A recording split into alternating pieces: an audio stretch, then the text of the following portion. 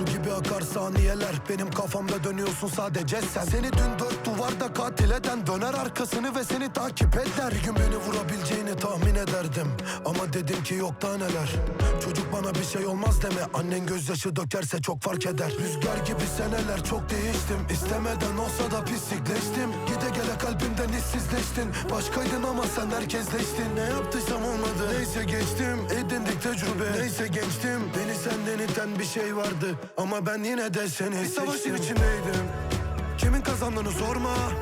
O savaştan çıktım, nasıl olduğumu sorma. Belki de vuran sendin ama fark etmez daha kurtuldum